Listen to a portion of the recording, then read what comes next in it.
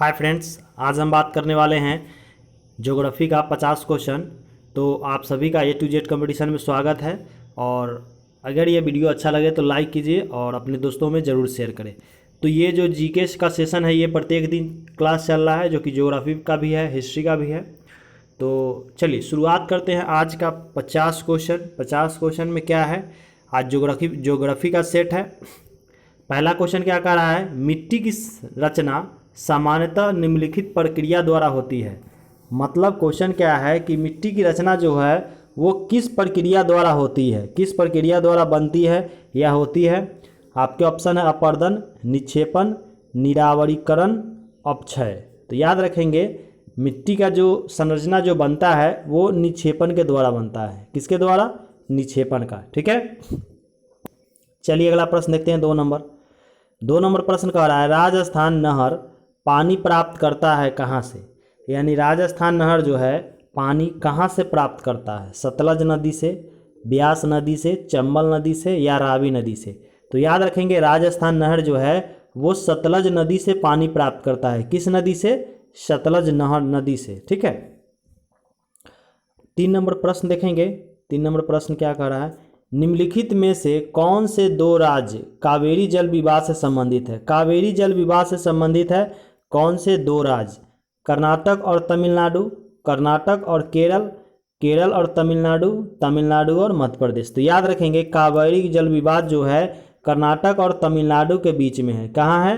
कर्नाटक और तमिलनाडु के बीच में कौन सी विवाद है, कौन सी जल विवाद है? तो कावेरी जल विवाद है। याद रखिएगा, क्वेश्चन इस तरह से पूछ सकता है कि कर्नाटक और तमिलनाडु में कौन सी जल विवाद है, तो कावेरी जल विवाद। ठीक है, चलिए 4 नंबर प्रश्न देखते हैं। 4 नंबर प्रश्न क्या कह रहा है, 4 नंबर प्रश्न कह रहा है, सरदार सरोवर परियोजना किस राज्य में निर्माणाधीन है। निर्माणाधीन मतलब वो अभी कंप्लीट नहीं है। ठीक है, तो आपके ऑप्शन है राजस्थान, मध्य प्रदेश, गुजरात और उत्तर प्रदेश और गुजरात। तो याद रखेंगे सरदार सरोवर परियोजना जो है वो कहाँ पे है? गुजरात में है। ठीक है, इसका आंसर क्या हो जाएगा?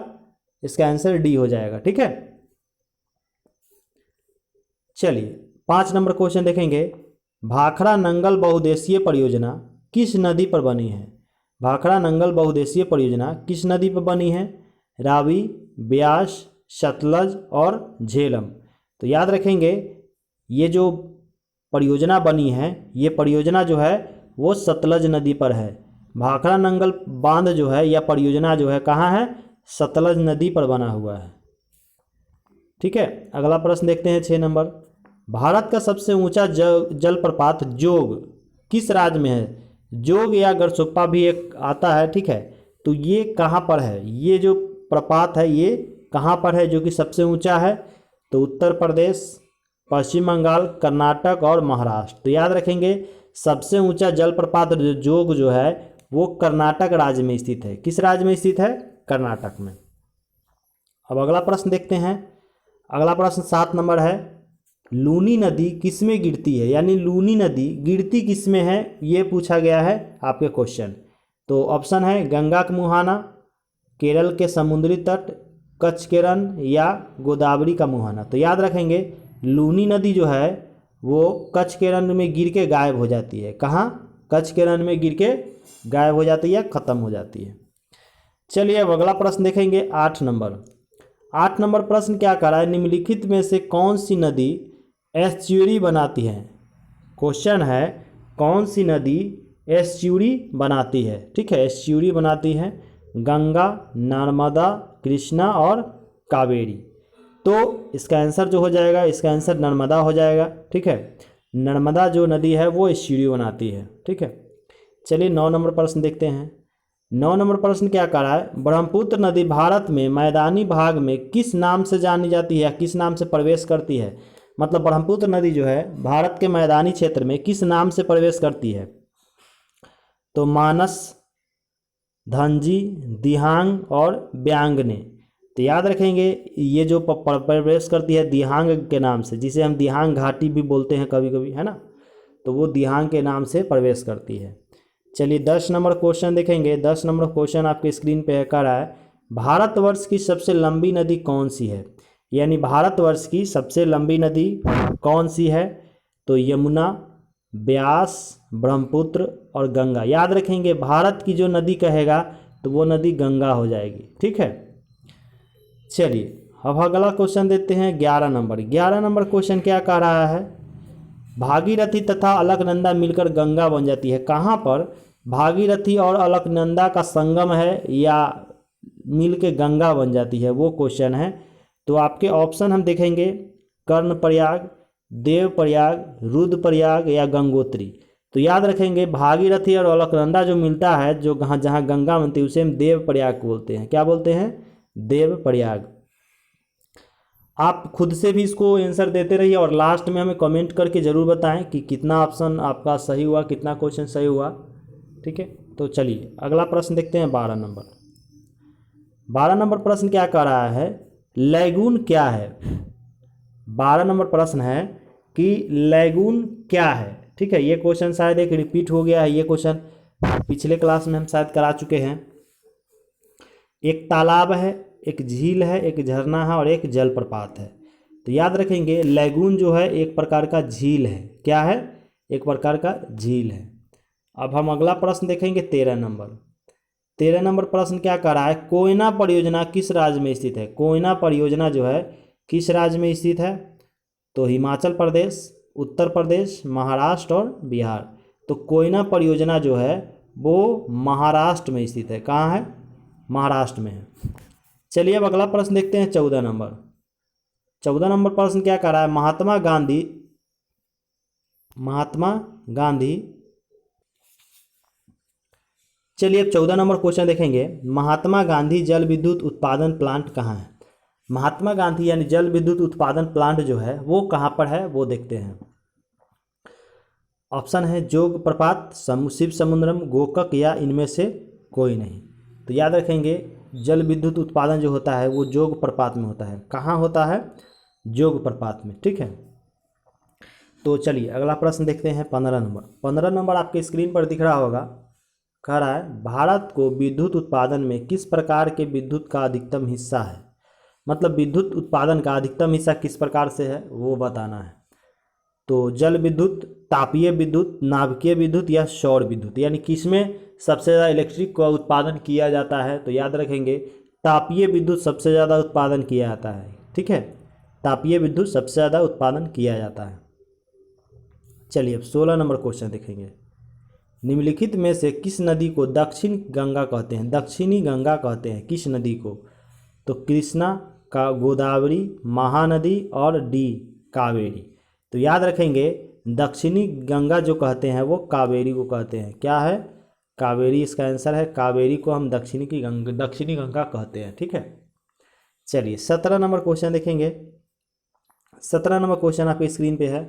जवाहर सागर, राणा प्रताप सागर तथा गांधी सागर जलाशय किस नदी पर निर्मित है? देखिए जवाहर सागर भी है, राणा प्रताप सागर भी है और गांधी सागर जलाशय तीनों है।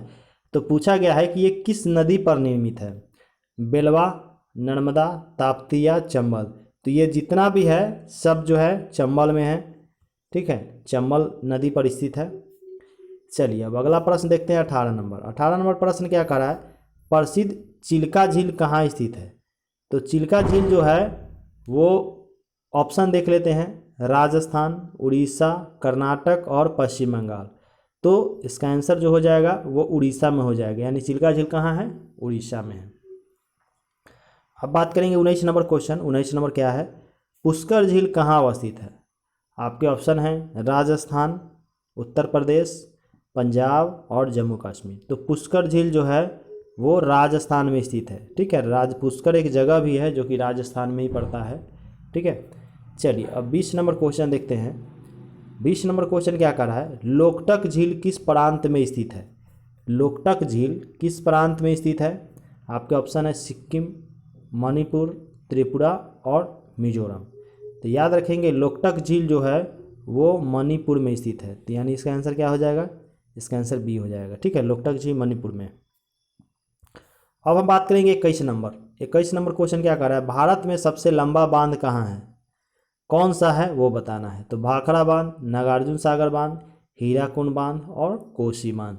तो याद रखेंगे भारत में सबसे लंबा बांध जो है वो हीराकुंड बांध है। कौन सा है? हीराकुंड बांध, जो कि सबसे लंबा है। चलिए अगला प्रश्न देखेंगे 22 नंबर क्वेश्चन क्या करा है? मेट्टूर बांध किस नदी पर बांधा गया है? क्वेश्चन कह रहा है मेट्टूर बांध किस नदी पर बांधा गया है?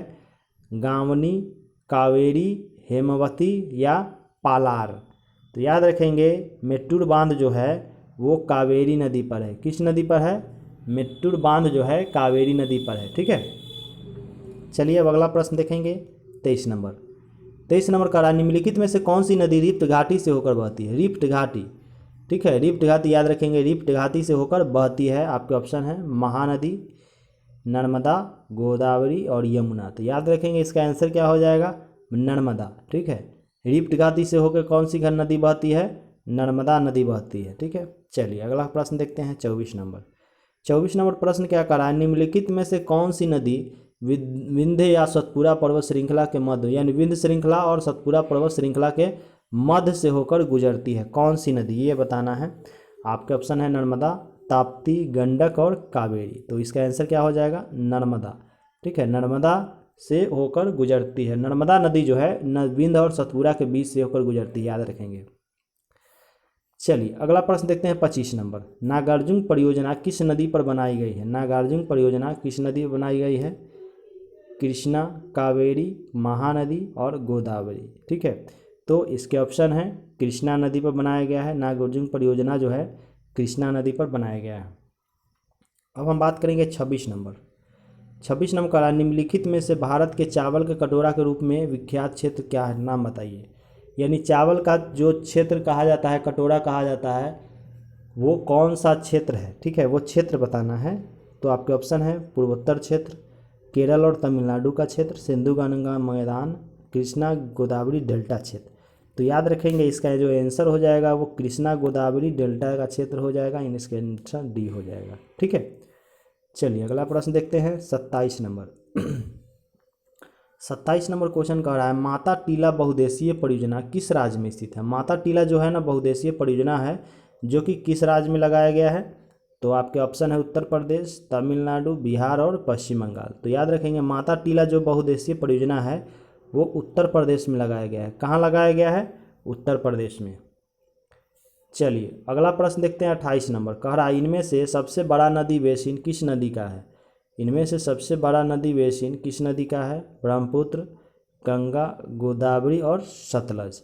ठीक है, तो आपका ऑप्शन ये जो आंसर हो जाएगा नदी बेसिन किसना है? गंगा का है। क्या किसका है? गंगा का। इसका आंसर बी हो जाएगा। अब बात करेंगे 29 नंबर क्वेश्चन। 29 नंबर क्वेश्चन क्या कर रहा है? रिहंद बांध किस राज्य में स्थित है? रिहंद जो बांध है ना, रिहंद एक परियोजना भी है, रिहंद बांध भी है। तो रिहंद बांध किस राज्य में स्थित है? उत्तर प्रदेश, मध्य प्रदेश, राजस्थान, पंजाब। तो याद रखेंगे इसका आंसर जो हो जाएगा, इसका आंसर ए हो जाएगा, उत्तर प्रदेश। रिहंद बांध कहाँ स्थित है? उत्तर प्रदेश में है। चलिए अगला प्रश्न देखते हैं 30 नंबर। घना पक्षी अभ्यारण्य निम्न में से किस राज्य में स्थित है? यानी घना पक्षी अभ्यारण्य, ये जो क्वेश्चन है पिछला ग्रुप डी में पूछा गया है 2018 के ग्रुप डी में। तो देखिए ये सब क्वेश्चन जो है ये इंपॉर्टेंट क्वेश्चन है, आपको इसको पढ़ लीजिएगा तो ग्रुप डी में या एनटीपीसी में जो जीके का क्वेश्चन आ रहा है वो तो आपको कवर हो जाएगा। तो चलिए देख रहे हैं घना पक्षी अभ्यारण्य निम्न में से किस राज्य में स्थित है? केरल, राजस्थान, असम और मणिपुर। तो याद रखेंगे घना पक्षी अभ्यारण्य जो है वो राजस्थान में है। कहाँ पे है? राजस्थान में है। अगला प्रश्न देखते हैं 31 नंबर। दाची ग्राम अभ्यारण्य भारत के किस राज्य में स्थित है? दाची ग्राम जो है भारत के किस राज्य में स्थित है? जम्मू कश्मीर, महाराष्ट्र, हिमाचल प्रदेश और उत्तरांचल। तो याद रखेंगे दाची ग्राम अभ्यारण्य जो है जम्मू कश्मीर में स्थित है। कहाँ है? जम्मू कश्मीर में। ठीक है, चलिए 32 नंबर क्वेश्चन देखते हैं। 32 नंबर क्वेश्चन क्या कर रहा है? भारतीय गैंडे कहाँ पाए जाते हैं? यानी भारतीय जो गेंडे होते हैं वो कहाँ पाए जाते हैं? तो कॉर्बेट राष्ट्रीय उद्यान में, काजीरंगा में, कान्हार में और गिर में। तो याद रखेंगे गेंडे जो पाए जाते हैं भारतीय वो काजीरंगा में पाए जाते हैं। ठीक है, काजीरंगा में पाए जाते हैं भारतीय गेंडे। ठीक है, चलिए अगला प्रश्न देखते हैं 33 नंबर। 33 नंबर प्रश्न क्या कर रहा है? रणथंभौर वन्य जीव पर्यावरण अभ्यारण्य यह भारत के किस प्रदेश में है तथा किसके लिए प्रसिद्ध है? मतलब रणथंभौर जो है किस राज्य में है और किस लिए प्रसिद्ध है वो बताना है। तो याद रखेंगे गुजरात बब्बर शेर, राजस्थान काला हिरन, राजस्थान और बाघ, और गुजराती जंगली गधा। तो देखिए रणथंभौर जो है वो जो है राजस्थान में है, ठीक है, लेकिन ये जो स्थित है, और राजस्थान में तो स्थित है, लेकिन प्राणी की बात करें तो बाघ के लिए प्रसिद्ध है, ठीक है। रणथंभौर वन्य जीव अभयारण्य जो है वो बाघ के लिए मतलब प्रसिद्ध है और राजस्थान में है, ठीक है। चलिए अब अगला प्रश्न देखते हैं। अगला प्रश्न 34 नंबर हमारे स्क्रीन पर दिख रहा है। कौन सा अभयारण्य विश्व धरोहर घोषित किया गया है? विश्व धरोहर कौन सा अभयारण्य है? तो रणथंभौर, सरिस्का, केवलादेव और मरु राष्ट्रीय उद्यान। तो याद रखेंगे इसका आंसर क्या हो जाएगा? केवलादेव हो जाएगा। केवलादेव राष्ट्रीय उद्यान को विश्व धरोहर घोषित किया गया है, ठीक है। चलिए अगला प्रश्न देखते हैं 35 नंबर। निम्न में कौन एशियाई शेरों का शरण स्थल या गृह के नाम से विख्यात है? एशियाई शेरों का शरण स्थल या गृह के नाम से विख्यात है। तो गिर राष्ट्रीय उद्यान, दुधवा राष्ट्रीय उद्यान, कान्हा राष्ट्रीय उद्यान और कॉर्बेट राष्ट्रीय उद्यान। तो याद रखेंगे एशियाई शेरों के लिए जो विख्यात है वो गिर राष्ट्रीय उद्यान विकसित है, मतलब ठीक है, विख्यात है एशियाई शेरों के लिए, या गिर है, ठीक है, गिर राष्ट्रीय उद्यान। अब अगला प्रश्न देखेंगे 36 नंबर। 36 नंबर आपके स्क्रीन में है। विश्व का एकमात्र तैरने वाला राष्ट्रीय उद्यान केबुल लामजाओ नेशनल पार्क जो कि कहाँ है? केबुल लामजाओ नेशनल पार्क जो है आपके ऑप्शन है मणिपुर, मिजोरम, मेघालय, नागालैंड। तो याद रखेंगे इसका आंसर क्या हो जाए? केबुल लामजाओ मणिपुर में है। कहाँ है? मणिपुर में। अब बात करेंगे 37 नंबर। कौन सी प्राचीन नगरी का नाम दो नदियों के नाम से लिया गया है? कौन सी प्राचीन नगरी का नाम दो नदियों से लिया गया है? आपके ऑप्शन है वाराणसी, पाटलिपुत्र, उज्जैन और प्राग्ज्योतिषपुर। तो याद रखेंगे वाराणसी का नाम जो है दो नदियों से लिया है, दो नदियों का यहाँ पर संगम है, ठीक है। चलिए अब अगला 38 नंबर क्वेश्चन देखेंगे। प्रथम तेल परिष्करण संयंत्र कहाँ स्थापित किया गया था? बरौनी, डिगबोई, विशाखापत्तनम या मुंबई में? तो याद रखेंगे ये जो डिगबोई में स्थापना किया गया था प्रथम तेल परिष्करण, ठीक है। चलिए अब 39 नंबर क्वेश्चन देखेंगे। निम्नलिखित में से कौन सा राज्य मूंगफली का सबसे बड़ा उत्पादक है? मूंगफली का सबसे बड़ा उत्पादक राज्य कौन सा है? बिहार, गुजरात, महाराष्ट्र या उत्तर प्रदेश? तो याद रखेंगे सबसे ज़्यादा मूंगफली जो उत्पादन करता है वो गुजरात करता है, ठीक है। गुजरात में सबसे ज़्यादा मूंगफली का उत्पादन होता है। अब हम बात करेंगे 40 नंबर क्वेश्चन। 40 नंबर क्वेश्चन क्या कह रहा है? अधिकतर चट्टानों एवं खनिजों में किस तत्व की बहुलता होती है? मतलब चट्टानों और खनिजों में कौन सा चीज़ जो है ज़्यादा मिलता है उसमें, ठीक है। सिलिकॉन, कार्बन, लोहा और इनमें से कोई नहीं। याद रखेंगे सबसे ज़्यादा तत्व जो है वो सिलिकॉन है। क्या है? सबसे ज़्यादा सिलिकॉन है। अगला प्रश्न देखेंगे। अगला प्रश्न 41 नंबर का रहा है पोर्टलैंड सीमेंट का मुख्य तत्व क्या है? यानी पोर्टलैंड सीमेंट जो है वो किसका किसका मिश्रण है? आपके ऑप्शन है चूना, सिलिका तथा आयरन ऑक्साइड, चूना, सिलिका तथा एल्युमिनियम, चूना, सिलिका तथा मैग्नीशियम, चूना, एल्युमिनियम और मैग्नीशियम। तो याद रखेंगे इसका आंसर बी हो जाएगा, चूना, सिलिका तथा एल्युमिनियम, ठीक है। अब हम बात करेंगे 42 नंबर प्रश्न की। 42 नंबर प्रश्न का रहा है पेट्रोलियम कहाँ पाया जाता है? अग्नेय चट्टान में, अवसादी चट्टान में, कायांतरिक चट्टान में या उपयुक्त सभी? यानी क्वेश्चन है पेट्रोलियम कहाँ पाया जाता है, तो इसमें से इसका आंसर हो जाएगा अवसादी चट्टान में, ठीक है। पेट्रोलियम कहाँ पाया जाता है? अवसादी चट्टान में। 43 नंबर प्रश्न देखेंगे। मेलाकाइट इनमें से किस धातु का खनिज है? मेलाकाइट जो है किसका खनिज है? तांबा, चांदी, मैग्नीशियम और लोहा। तो ये जो मेलाकाइट जो है ये तांबा का है। किसका है? मेलाकाइट तांबा का है। चलिए अगला प्रश्न देखेंगे 44 नंबर। 44 नंबर क्या कह रहा है? कोलार की खानों से किस धातु का उत्पादन होता है? एल्युमिनियम, तांबा, चांदी और सोना। तो कोलार का जो खान है वहाँ से सोना निकाला जाता है। क्या? सोना निकाला जाता है। चलिए 45 नंबर क्वेश्चन देखेंगे। राजस्थान की खेतरी परियोजना के उत्पादन किसके लिए उत्पादन करता है? मतलब खेतरी में क्या उत्पादन होता है? जस्ता, तांबा, इस्पात, एल्युमिनियम। तो जान जाइए कि यहाँ पर तांबा का उत्पादन किया जाता है। खेतरी में जो है तांबा का उत्पादन किया जाता है। अब बात करेंगे 46 नंबर। चूने का पत्थर की तरह की चट्टान है। चूने की पत्थर की तरह की चट्टान को क्या कहते हैं? Sedimentary, igneous, metamorphic, meta sedimentary. तो इसका आंसर जो हो जाएगा वो सेडिमेंट्री होगा। क्या होगा? मतलब चूने का पत्थर की तरह चट्टान जो होता है उसे क्या बोलते हैं? सेडिमेंट्री बोलते हैं। अब हम बात करेंगे 47 नंबर क्वेश्चन। 47 नंबर क्या कर रहा है? चूना पत्थर की चट्टान कायांतरिक हो जाती है तब बनती है, मतलब कायांतरिक होकर क्या बनता है?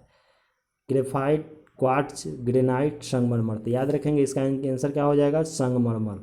कायांतरिक होने के बाद ये संगमरमर बनता है।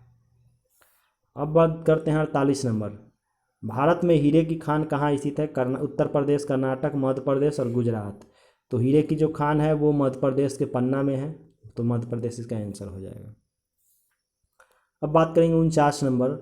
बेलाडीला यानी छत्तीसगढ़ क्यों प्रसिद्ध है? बेलाडीला जो छत्तीसगढ़ का जो एक जगह है बेलाडीला, वो क्यों प्रसिद्ध है, किस लिए? तो तेल शोधक कारखाना के लिए, लक्ष्मी विलास महल के लिए, लौह अयस्क के लिए, स्थाप कला हेतु। तो इसका आंसर जो हो जाएगा वो सी हो जाएगा, लौह अयस्क के लिए। छत्तीसगढ़ का बेलाडीला जो है लौह अयस्क के लिए प्रसिद्ध है। अब बात करेंगे 50 नंबर क्वेश्चन। भारत में यूरेनियम कहाँ पाया जाता है? तो सोनार से, कोलार से, सिंह भूमि से या नेपानगर से। तो याद रखेंगे यूरेनियम जो है सिंह भूमि से प्राप्त किया जाता है। कहाँ से? सिंह भूमि से प्राप्त किया जाता है। तो आज ये 50 क्वेश्चन कंप्लीट हो गया। इसी तरह अगर ये सेशन अच्छा लगे है तो लाइक कीजिए, अपने दोस्तों को शेयर कर दीजिए, और इसी तरह के वीडियो देखने के लिए हमारे channel A to Z competition को सब्सक्राइब जरूर करें। धन्यवाद।